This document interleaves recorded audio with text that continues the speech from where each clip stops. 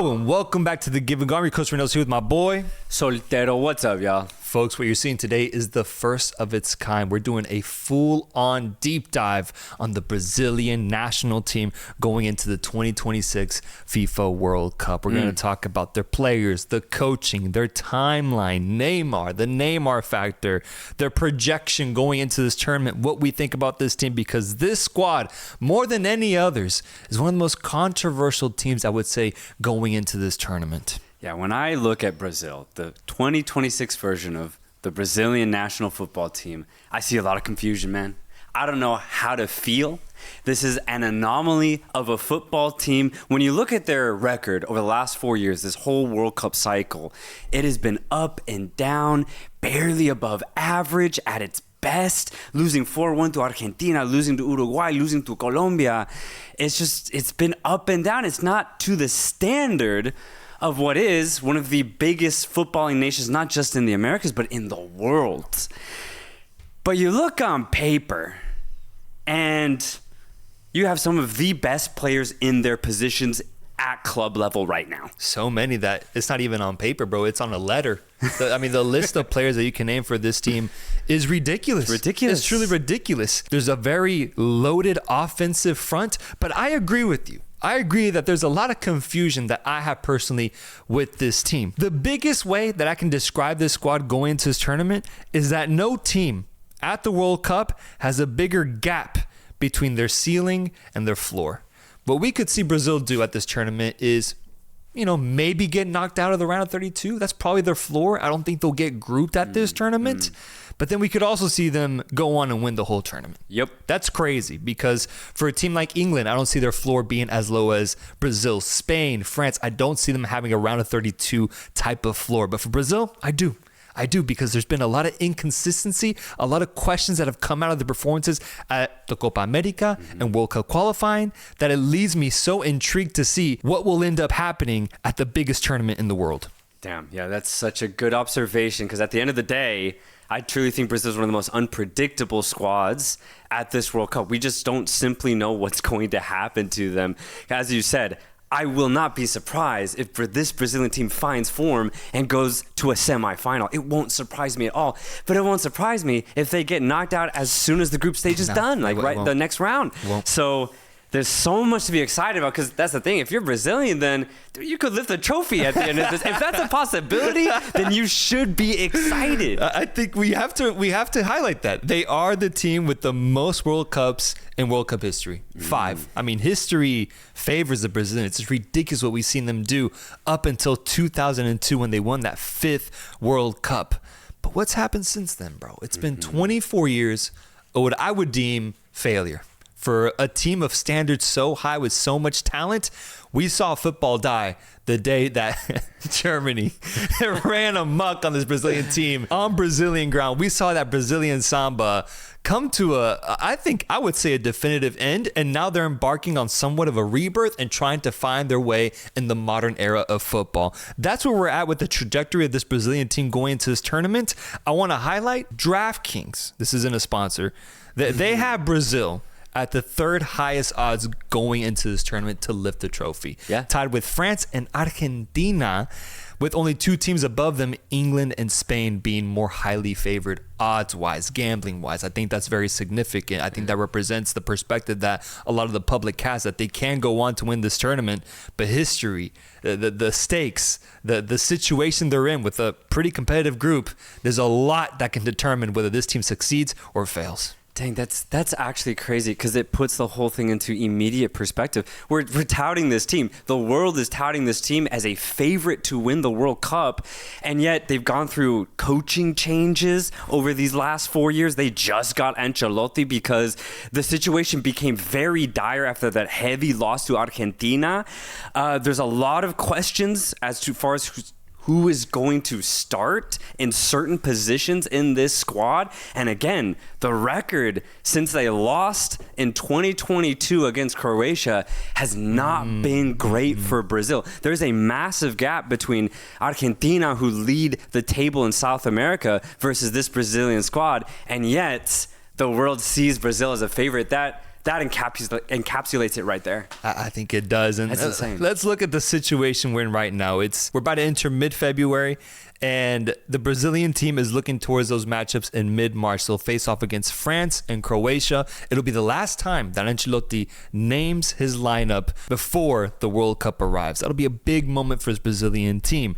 You mentioned the results, and there's a lot more there that we can look into, but there's a Neymar factor, there's a player factor, there's a World Cup group factor. Where do we start, man? Where do we start with this conversation? Because every area there is to discuss about this team is loaded. Absolutely loaded. I just want to go through a quick squad analysis. Some positions I think will be really easy to talk about, but I want to go through a potential starting 11, and there'll be some contention. There'll be some definite starters, but I think let's just start at the back. It's probably one of the easiest position right now for Brazil. Alisson will be the starting goalkeeper for Brazil. There's no question about it. Oh, reliable. What a player to have as your goalkeeper. Yeah, I think when I look at Brazil's entire back line, there's a defensive formula that I've noticed World Cup teams have. One of those things is a standout goalkeeper. Emi Martinez, you had Hugo Lloris in 2018, you had Manuel Neuer in 2014, Casillas in 2010, the list goes on, Buffon 2006. The list is incredible. Alisson is up to that level.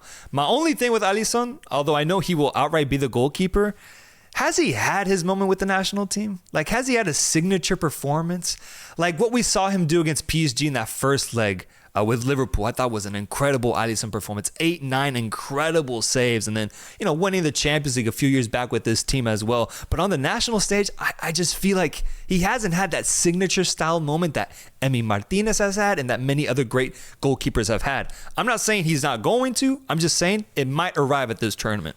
That'd be cool if it did. The thing is, I just don't think it needs to when you look at the center backs that are above him, because I also see those two positions as completely secured as far as to who it's going to be. It's Marquinhos, Champions League winner with PSG, and Gabriel, who is, when he's healthy, one of the best defenders in the world, as a part of one of the best defenses in the world with Arsenal. Yeah, no question about that. You have Militao, who's going through an injury. He should return either later this month or in March, but I think it's for sure going to be Marquinhos and Gabriel. I like that with Marquinhos, we saw him finally get over the hump. Him personally, for the longest time, it was about how he couldn't lead a backline to trophies, and winning it with PSG, winning 5 of them last year was a big thing for him mentally, I believe. You also have Beraldo, who was part of that team as a rotational center back piece, who could maybe do the same thing here for Brazil.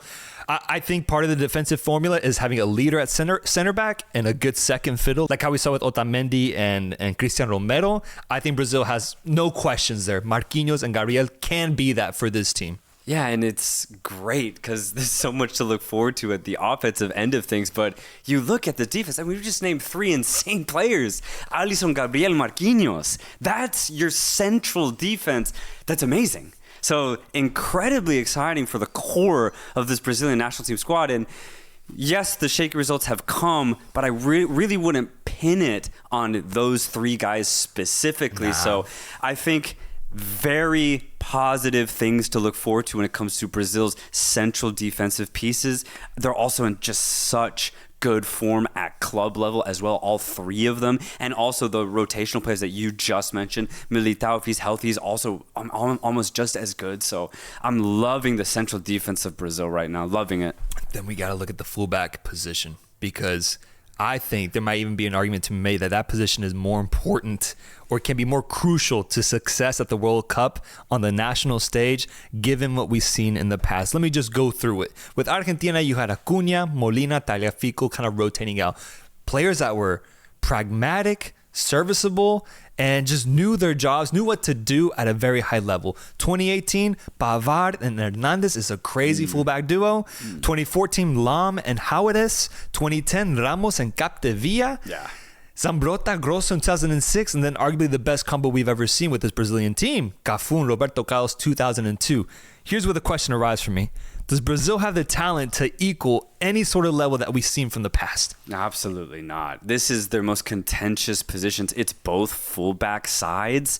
And the thing is, we're not just talking about it. The coaches know it too. Whether it's Ancelotti or Dorival, both coaches have rotated at least 10 players through those two positions. Wow. It's ridiculous. They've tried Alexandro, Carlos Augusto, Douglas Santos, Vitinho, Vanderson, Guilherme Arana. Militao played out there at one point. Right. And there's like 4 other players I still haven't even mentioned. Wesley França, for example. So Danilo. Winner with Copa Libertadores. Jan Cotto is another one. Exactly. There's been a problem. So many players who have been rotated through both positions, and it's still undefined as to who's going to start in either position. So this is where I want to open up to anybody listening here. And if you're Brazilian, please let me know who you would like to see start as a left back and right back for this Brazilian national team.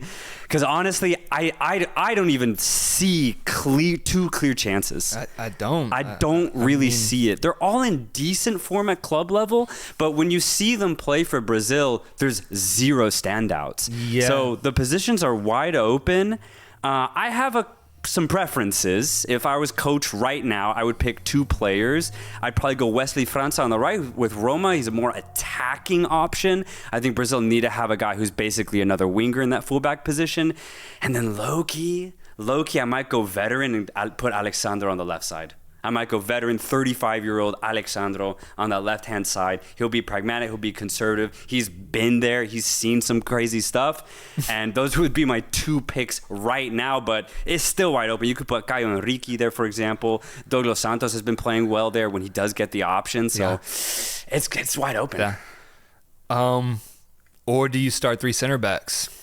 Yeah, man. I think this might be the conversation they should be having behind closed doors. I think there's enough offensive wingback talent that they shouldn't be worried about these fullback positions. These players just aren't cut out for the national team at the same level as a center back and goalkeeper.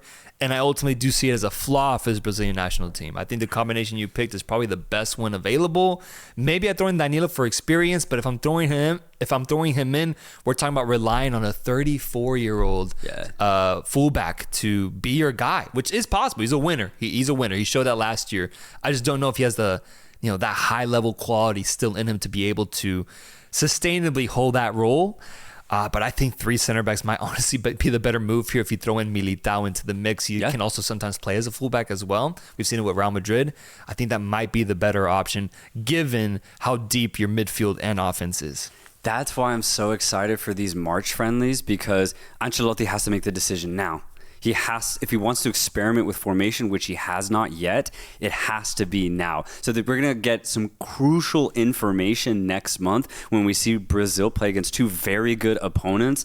And I'm going to be looking at that back line specifically. I'm going to be looking if we see a 3rd center back, or, if we see Wesley, or if we see Savinho plays a right back instead. Exactly. Right. That's what I'm saying. This is the time to experiment. I think it is.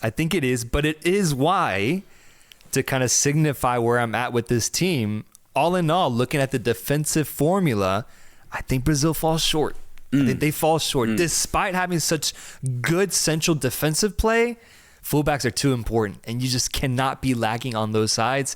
I think it falls short when you compare it to what France is going to have, Spain with Cucurella, England with their options, Portugal even, Nuno Mendes is going to be a crazy play. I just think does it even make top 10 fullback combos in international football? Dang. I don't think it does. No, there's no way it does. Not the current state of it. That's worries tough. Me. That worries me. It is worrying. I still think it could be a lot worse. Only because those 10 players we just listed, they are good. It's just, for some reason, when they play for Brazil, they don't know how to use their skill sets to the best of the team. Yeah. And that's up to Ancelotti to figure out for them.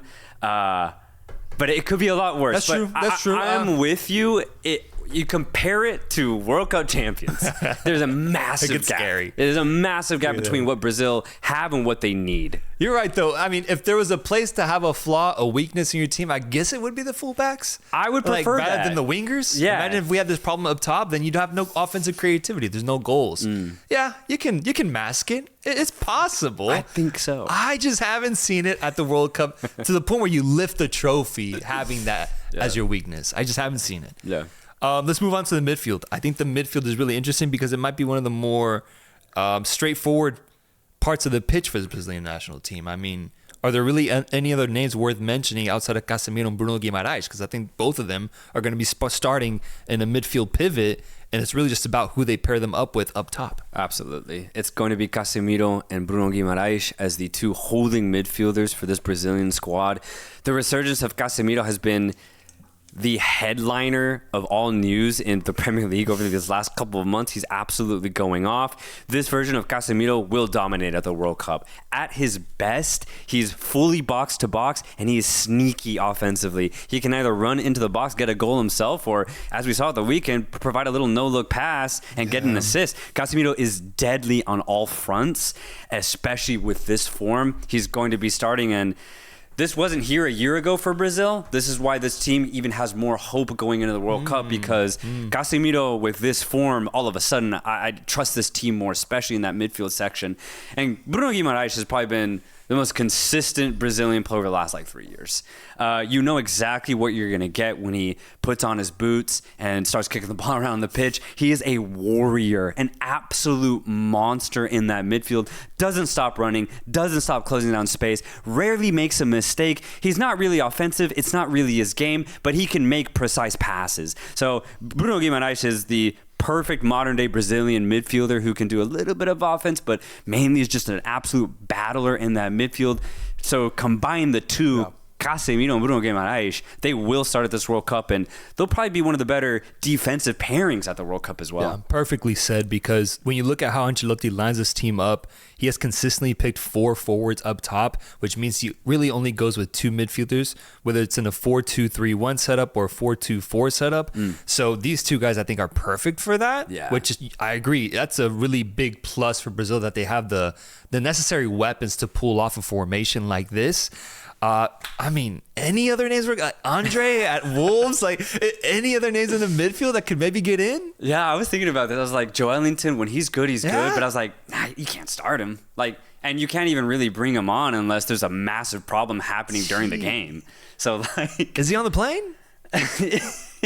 Yeah, if he's healthy, he's on the plane. But that's the thing. No other Brazilian central defensive midfielder stands out the way Bruno and Casemiro do. I agree. It just doesn't compare. So I agree. Yeah, I think you're good. If you're Ancelotti, you're not even thinking about it. We're clear then. Let's move up top. Because we have one of the, I think, funnest topics in international football is just talking about who starts for the Brazilian national team offensively. Let me go through the names. Names that potentially could be on the plane. Players that, I don't even have to set this up. Let me just go through it. Mateus Cunha. Yep. Vini Jr. João Pedro. Estevão. Richarlison. Igor Jesus. He's been getting shouts. Igor Thiago at Brentford. Rodrigo. Rafinha. Endrick. Gabriel Jesus. Yeah. Luis Enrique. Lucas Paqueta. Flamengo player now. Yeah. Gabriel Martinelli. Damn. Neymar. Okay, we'll talk about it. We'll talk about it in a second. Let me finish this point. That's 15 players right there.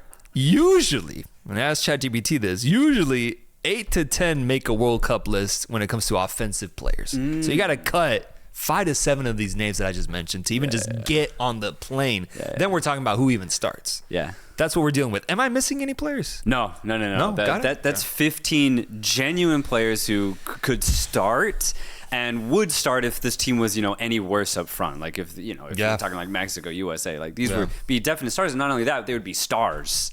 That's the offensive talent that this Brazilian squad possesses. Can we start with who I think is definitely going to start? Can we start there, or would you rather? Can we take it slow? I'm overwhelmed. Okay, let's start with one player. Give me one player that's for sure starting. He's for sure starting. He has to start out of those 15 players you just mentioned. Okay. Right? Out of those 15. Okay. One player has to start, and for me, there's just no question. It's Vinicius. Yep. Out of all those players, I think if you think about it, it makes sense. I think if you really think about it, it makes complete sense. At his best, he can blow past 3 defenders at the highest level. And not only that, as we also just saw at the weekend, he can score some bangers, man. He's got a banger in him. He is a superstar at his best, he's one of the best wingers in the world. And I understand these last 12, 18 months has been a little shaky for him. But despite all of that, Vinicius has to be the starting left winger for Brazil at the 2026 FIFA World Cup. I don't disagree with you. I don't, and if anything, I like it. Yeah. But here's where my mind goes. Typically, Right, say it. No, I know. Ballon d'Or nominee and one of the most informed players in the world, Rafinha typically starts in the left wing for Barca. 100%. He does. No, he does. That's just where my mind goes. And Rafinha's going to have to pack his bags and relocate to the other side of the pitch. Okay. Have to relocate, bro. You're going to relocate him to the bench. Well, you might my worry. And Ancelotti has a big decision to make because he might do that. What's great for Rafinha, though, you just mentioned Ballon d'Or nominee. Yes. He truly is one of the best forwards in the world. Rafinha is versatile. He could play in a secondary striker role, or he could just play on the opposite side and be the inverse right wing. And I would completely back him to be successful in any of those positions. Vinicius is one-dimensional in that regard. He has to play on the left, and since I deem him irreplaceable, then Rafinha, due to his versatility, has got to move. He has to move. And there's a youngster who's making this complicated. Yep. That's the problem. Yeah. That's the problem. Estevao has arrived, folks. He has arrived. He has been a success at Chelsea. He's got moments in him. He loves playing in the U.S. We saw with Palmeiras at the Club World Cup. He scored bangers. The kid is talented. Is he talented enough to take over Rafinha in that spot? That's a question. I don't know if I'm fully sold on Vinny starting over Rafinha, though. I am. I don't know, but I'm saying in the sense that I don't think it'll happen. I don't know if it actually will happen. You don't think it's going to happen? I think form will matter a lot going into the tournament. And also, Rafinha has slightly had more moments with the national team than Vinny Jr. because that's Vinny Jr.'s problem. He cannot translate his club success over to the national team. Rafinha has been slightly better. We saw it in World Cup qualifications. I don't know if it's 100% Vinny starts there. But you know Vinny doesn't like being benched. Oh, yeah, that's a whole other You can't do that. That's a whole other You bench thing. Vinicius, he's not playing the whole tournament. He's going to revolt. Yeah. You have to start him. You have to. For morale? For morale, yeah, truly. Because if he gets going, for me, Vinicius' peak is it's something that the world has never seen before. Okay, so you're saying Vinny and Estevao. That's what you're saying to start. I think to start the tournament, or if you want to use the friendlies, the first game where Ancelotti's are like, all right, I'm going to make a big decision here. I'm going to start Vinicius on the left. I'm going to start Estevao on the right. If I don't like what I see after 60 minutes, then the next game I'm starting Rafinha on the right. Yeah. Okay. Well, I mean, if we get a bad Vinny performance, I'm not against this. I'm not against benching Vinny anymore, man. I'm really not. But okay, I am. But I'll hold that point up. Then if you're saying that, then we got to start my boy up top. Cunha. We're not seeing the same lineup then, bro. I think that's what it's become very clear. I got a different 4 than your 4. No, we do. That's fine. We don't got to come to agreements today. This is the crazy thing because Ancelotti has the same problem. Yeah. I'm starting Joao Pedro. I'm starting Joao. I like Joao. I think his hold-up play is better than Cunha's. I think he's been a little bit more consistent this year. Cunha is finding his form lately with the successful Manchester United side, but Joao Pedro, the past entire year, I love his finishing ability. He's not afraid of the big moments, and I just love that color, that yellow jersey on him thing fits him real well. Up top, he's the solution to Brazil's striker issues of the past decade. Give Joao Pedro the keys. He will not disappoint you, especially because in the Club World Cup, when he was needed most, he stepped up. I think knockout football really tailors to Joao Pedro's style. Yeah. Give him the opportunity up top. He would be my pick to start for Brazil in that 9 position. Yeah, I love it. He's an absolute beast. I don't really have much to add. You put the nail on the head there for Joao Pedro. I'd be fine. I'd love that if you were to start. And what's great for Ancelotti and for Brazil is you can bring Cunha on. You can also put him starting if Pedro's just not quite cutting it. And then you can add in Gabriel Jesus to this equation, who has just come back from injury for Arsenal, and he looks hungry for goals. He's starving, bro. And that's a good thing to have for Brazil. So right now, the way I see it, I see 3 strikers all at a very high level and all at similar levels. I don't think you can truly go wrong if you choose either of those three, João Pedro, Cunha, or Gabriel Jesus?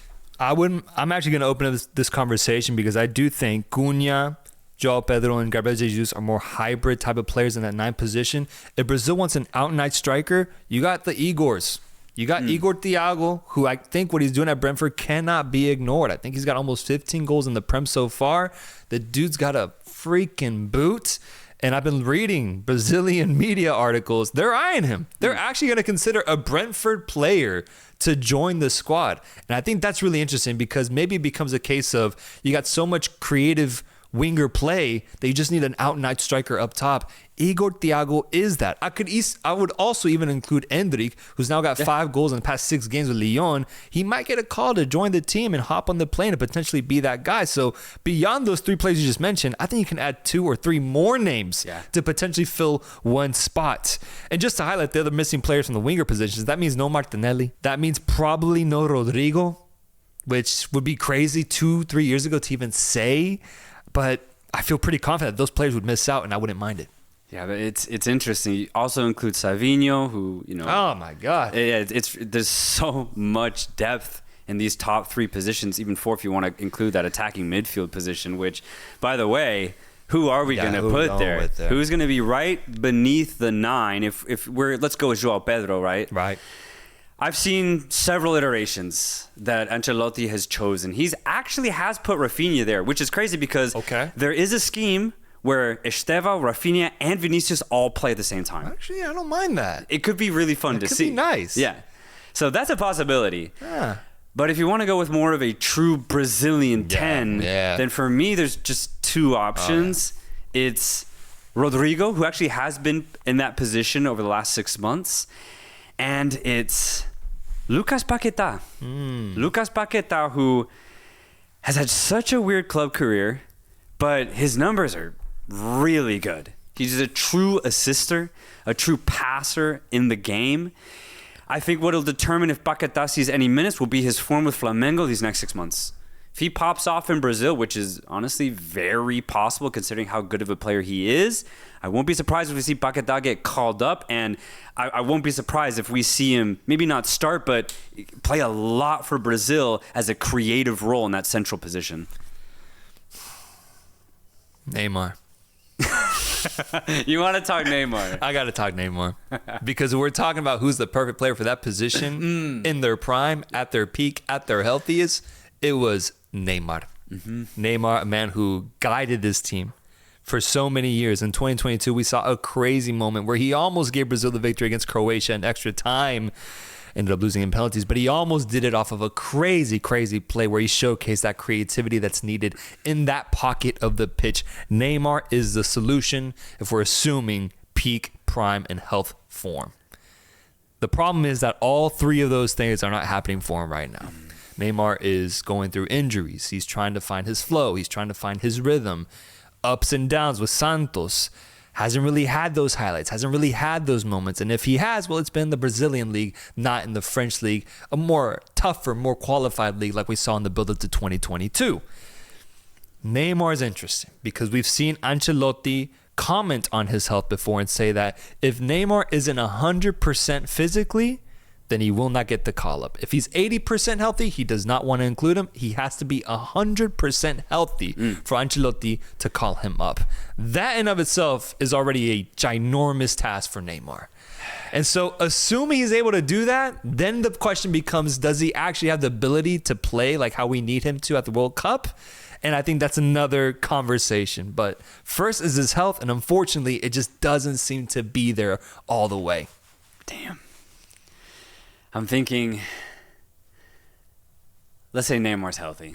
Let's say it's March, and he plays all of March, all of April, all of May. Okay. He gets 3 full months in of football in Brazil with Santos.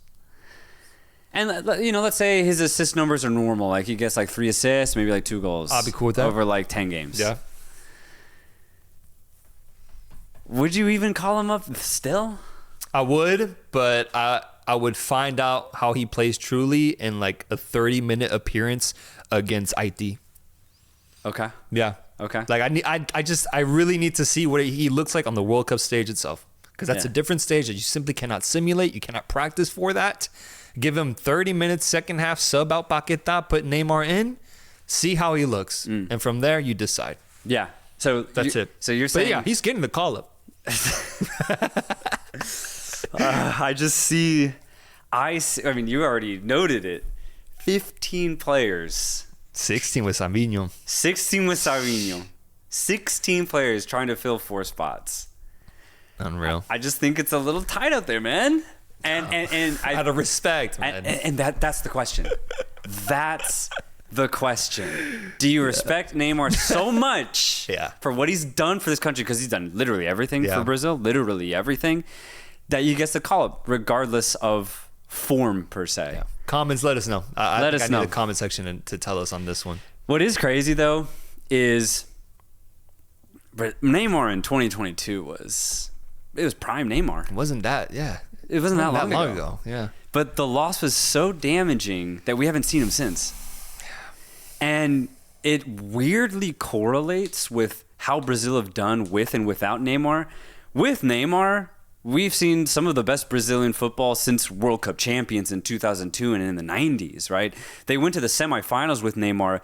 They lost 7-1 to Germany without Neymar. Neymar was not on the pitch for that game. 2022, it was all Neymar. That's the reason. After that loss in the World Cup, Neymar gets injured. We start seeing less of him. And now we see a very mediocre Brazil. It's weird how Neymar's presence completely has changed Brazil's outlook. I think this group of players needs to prove to themselves that they can do it without a leader. Yeah. Without an offensive Yeah, leader. I mean, they need to prove act it. like Neymar isn't here anymore. They need to act like They it. definitely do. Yeah, they They have definitely to. do. I agree with that take. They can no longer rely on Neymar for anything. It just would be nice if he's able to find some sort of health and he's able to join them and be a locker room presence, if even that. Because this is a guy that's been here before. These other players, a lot of them, Esteva has no idea what a World Cup feels like. Yeah. Neymar can guide him, and I've always thought of Esteva as a Neymar light.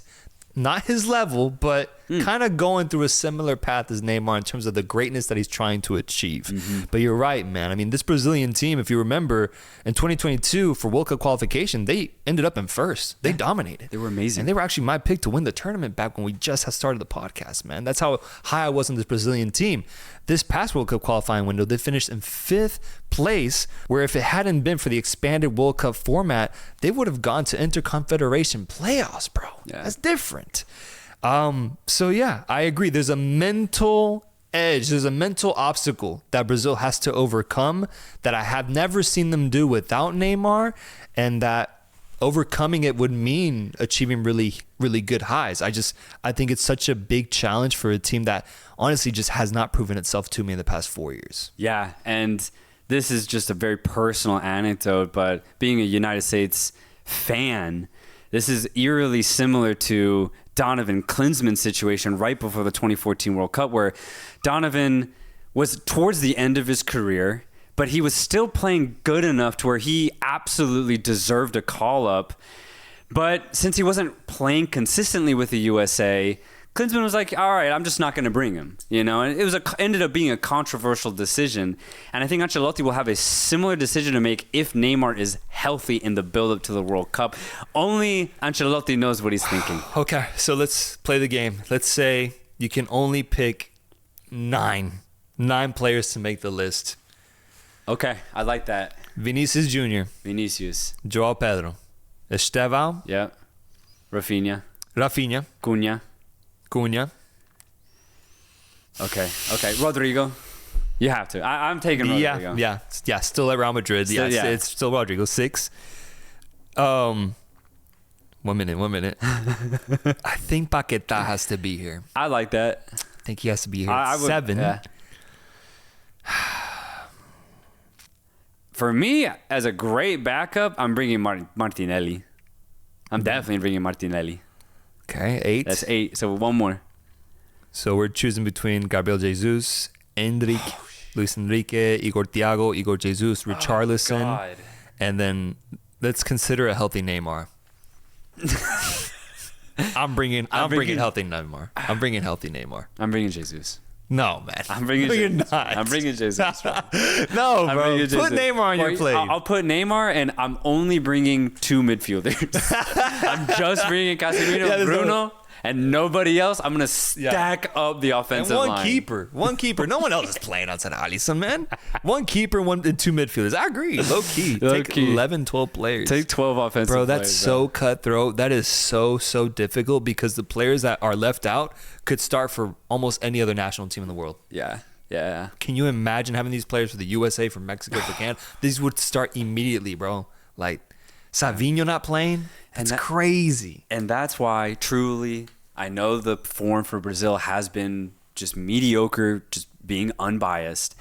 But, man, I hope they lock into something. I hope they go off in some way at this World Cup.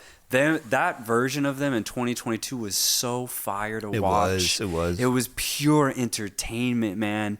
And yeah, the star factor of Neymar was. Yeah. That was an amazing thing to watch. Honestly, Croatia just spoiled it, man. Low-key spoiled it, but that's not the Brazilians. I blame the Brazilians. Yeah. It's not the Croatians. But I think that's kind of the old guard. The Casemiro 33, Alexandro 35, Alisson 33, Marquinhos 31, Neymar 33.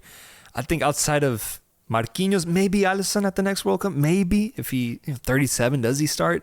I think that we might see the last World Cup for some very notable Brazilians that have been chasing the World Cup for so long but haven't even gotten close to it. Yeah, and even though we haven't seen it, this is the perfect opportunity for Vinicius and Rafinha to translate their club form over to the Brazilian national team. It hasn't happened for either of them realistically over these last 3-4 years. This is the opportunity. Put your name in Brazilian legend. Do it at the World Cup because that's where it gets done if you're Brazilian. This is the opportunity. Vinicius is a star at Real Madrid, one of the biggest clubs in the world. Now do it for Brazil. Yeah. Do it for your country. And for Estevão, man, 17 years old, like, what an opportunity for him. He may or may not start, but he's going to be right there for that decision.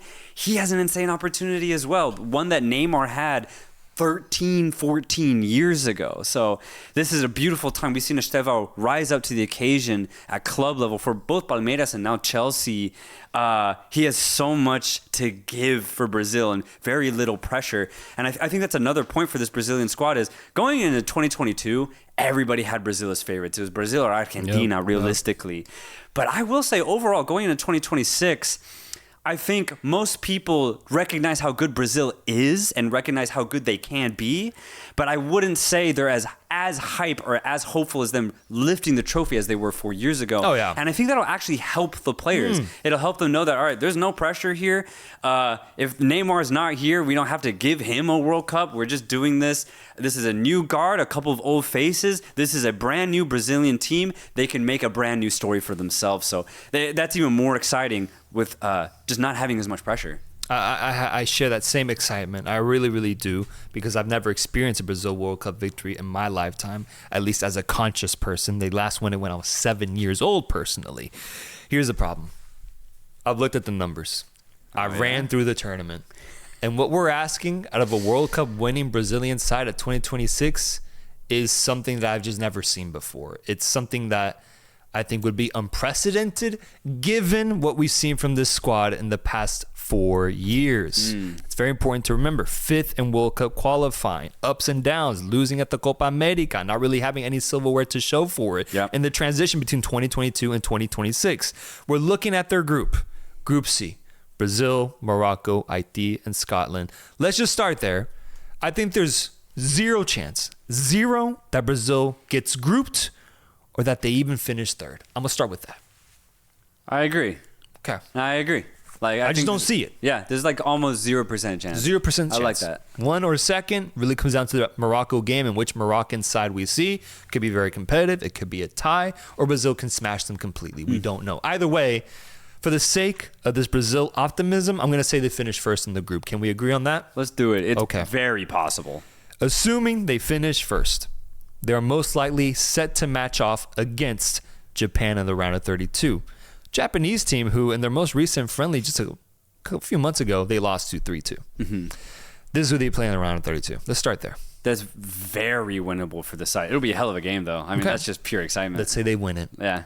All things great, right? Everything's fine. We got a problem round of 16. Oh, yeah? We're going up against Norway. We're going against Norway or France if France were to finish second place in their group. Oh, my God. Norway or France or Norway Senegal if or they find a way. Okay. Now we're talking about an opponent, I think any iteration where... Even Senegal. Senegal, where we're talking about them seeing Brazil eye to eye because those teams have actual true chemistry already ingrained in them. Whereas for Brazil, we're assuming that they'll find it at the tournament. That's a difficult portion of their run where if we're saying they go on to win the World Cup, we got to be saying, I mean, we're stating that they're defeating a Norwegian side that's completely on fire. Okay. Let's keep playing. Yeah, let's keep playing. Let's say it's a 3-3 game. Norway, Haaland gets a hat trick. Rafinha gets a double. Vinicius gets a goal. Alisson makes some crazy save. Casemiro gets a red card. Brazil grind the game out. Yeah. They go to the quarters. What would happen next? Ancelotti ball. Yeah, knockout football. By this point, we're like, oh shit, Brazil, they've shown up. They're doing it. They're in the quarterfinal. Right. Who do we set off against? What would happen? England.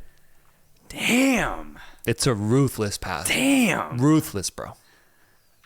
Okay, well. But let's say. No, it ends there. I'm done playing. Damn. Let's say. Quarters, great. I love it. I think at most quarters is my take. Yeah. That's what this take leads me to believe. At most it's quarters, most likely round of 16. And if they go to the semifinal, Argentina. Wow. Or Portugal, if they, that is set to happen in the quarterfinals potentially, either one, but I'm going Argentina. They're not beating Argentina. Argentina has beat them twice in a row in the past 4 years pretty dominantly. Yeah. Not happening there. For me, that's the cutoff. But say they win that, then it's Spain in the final. To win that many games with the team that we've seen, I don't see it. So I'm not trying to be disrespectful to my Brazilian brothers. I just think it's really tough to make that jump from we finished 5th in World Cup qualifying. We didn't win Copa America to we're winning the toughest and most prestigious trophy in all of football, the World Cup. To me, it's too big of a jump. Yeah, I completely agree. And without even doing the trajectory, I had Brazil as a quarterfinal max team. I just don't see this Brazil side as a semifinalist at the World Cup simply because of what you just said. There's so much work to do. But what is dope is on paper, it is a semifinal type team. So if we see something... If we see that happen, we will see something truly magical. And the Brazilians are capable of magic. That is the beauty of this country. So either way, whether it ends in one of the most ridiculous quarterfinal games we've ever seen, or they catch fire and go all the way to the final, we're going to see some crazy things with Brazil. Here's something that's interesting, though. Just running a couple more numbers. It's pure superstition. Like, what does it mean? Does it mean anything? Brazil won their first World Cup in 1958. Right? Yeah. Since then, they went on to win 4 more times. The longest they've ever gone without winning since they won it in 1958 has been 24 years. Right now, we are in year 24. So this matches the longest Brazil has ever gone without winning a World Cup. This matches it. Brazil's due. Considering their history, Brazil is due a World Cup. And it makes sense when you look at the past generations of Brazilian football. Yeah. At least every 15 years, the Brazilians are the best team in the world. Right. Now has to be that time. Now has to be, or 2002 might be the last time we talk about a great Brazilian side for a very, very long time. I just think, man, I mean, I hear that. I get it. I'm trying to be optimistic too. But I think the rest of the world just caught up. I think that's what we're seeing. Yep. Matched with Brazil not being as great as those teams that we saw win the trophy. I think it's a little bit of both, but I think the rest of the world got way better at football since 2002. And that's why in these 24 years, I think this gap is much more notable than the other 24-year gap that we saw. I think the problem now is that if they don't win it now, I don't know when we're going to see Brazil go on to win it, because now we got a routinely strong French side, routinely strong English side. Spain is back into the conversation. Argentina seems to be going absolutely nowhere. And we got dark horses like Switzerland, Norway, Colombia trying to make a run at the money for them. One of those teams have to win it eventually. When does Brazil get their chance again? That's my worry. That's my concern. That's the negative side of me speaking. Damn, that's actually amazing, because that means, like, right now in the present and in the future, I only see the World Cup getting more and more valuable. Yeah. Yeah, That's actually beautiful. I agree. And so that sixth, whether it happens this year or in 10 years from now, that sixth World Cup for Brazil might be their best. Damn. Actually, I would fully agree with that. Modern football is never been at a higher level. This is the best talent that I've ever seen. Yeah. If they win it now, it'd be Brazil re-announcing themselves as a world power in football. And I think it's needed for them because it's been really, really long. Do they have the talent for it? Absolutely. So much so that I think it poses a lot of questions for how this team should line up and what Ancelotti should do in the build-up to this tournament. Either way, I think the Brazilian experience is going to be one that is a must-watch at this tournament. Yeah. And every single game, bro. It's going to be a party. It's going to be fun. It's going to be dramatic. But it's Brazil, baby. The most historic club in football. Yeah. What can't you not like about that? And also in the States too. We're in the Americas, man. Brazil owns this side of the world. Let's see it happen. They love coming to the States. They love playing here. They did in the 90s. Let's see it in 2026, man. Come on. Damn, yeah. I want to see it. Folks, let us know down below. What do you foresee for this Brazilian team? My ultimate prediction, I'm saying round of 16. Yeah? You're going quarterfinal? I'm going quarterfinals, but based off of that path, man, yeah, maybe round of 16. But I'll say quarters. You never know how things could go, though. A few upsets and they could be facing off against a weak round of 16 opponent. Either way, folks, let us know. How far do you see Brazil going? Do you have them winning, losing? What do you think and why? We'll catch you guys next time. Peace.